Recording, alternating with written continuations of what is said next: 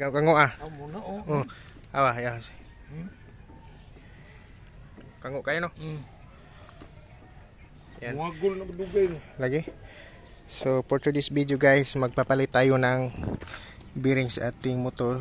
Ito ay Suzuki Smash 115 kasi napaka wiggle na guys.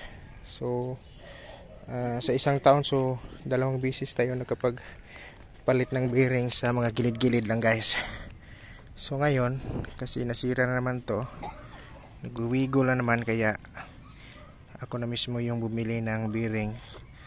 Tsaka doon tayo bumili talaga sa Suzuki. So genuine part pa ito ng Suzuki guys.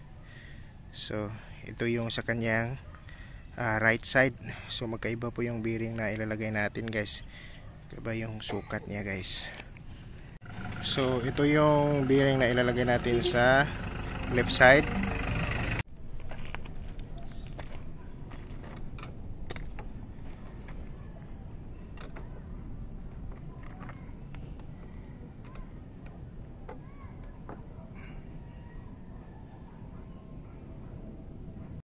Yan.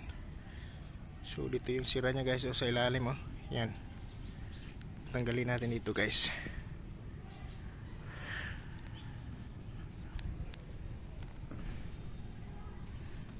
Kuha natin ang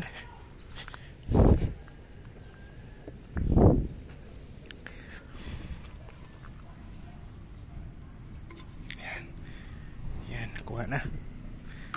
Grabe.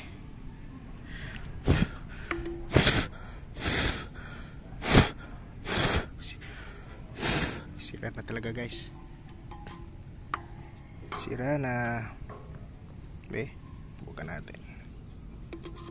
Ito pala yung sira guys oh. Ayan oh. Ayan oh.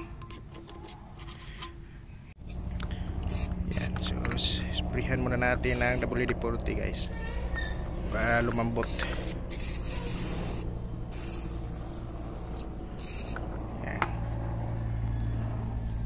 Ito yung pampalambot natin guys. So pupukpukin natin yan guys dito sa kabila. So natanggal na natin dito guys. Yan. So pinukpok lang natin. So pupukpukin din natin yan.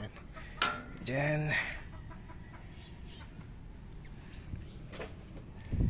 Hirap talaga pag kulang tagapaghawak na cellphone natin guys.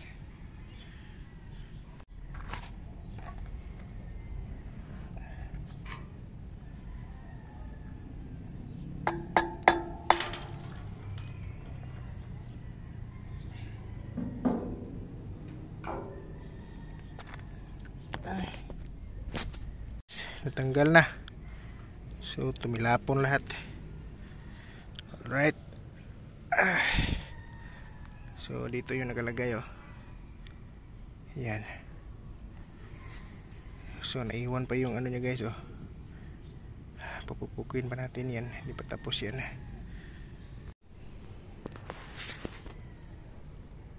Tanggal na natin lahat guys.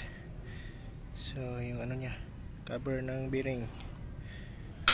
Right, so papalitan na natin. So ito yung kanyang right. Ayun na guys. So nalagay na natin yung bearing. Right. Pati sa kabila. Yan. So bago na yan guys. So susubukan natin itong genuine parts ng Suzuki. Itong mga bearing nila kung ilang buwan to masisira, kasi yung mga imit-imit na nasa gilid-gilid lang guys. So every 6 months nasira na guys. At so susubukan natin itong genuine parts ng Suzuki. Yan. Alright. So ibabalik na natin.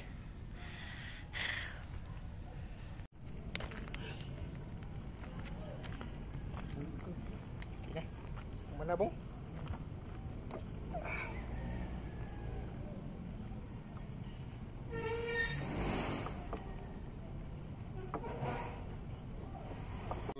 makatapos na din tayo sa wakas guys. At saka sa mga bago pa pala sa YouTube channel, don't forget to like and subscribe at paki-hit the notification bell para lagi kayong updated sa mga video na i-upload guys. Right, so thank you and God bless sa inyong lahat.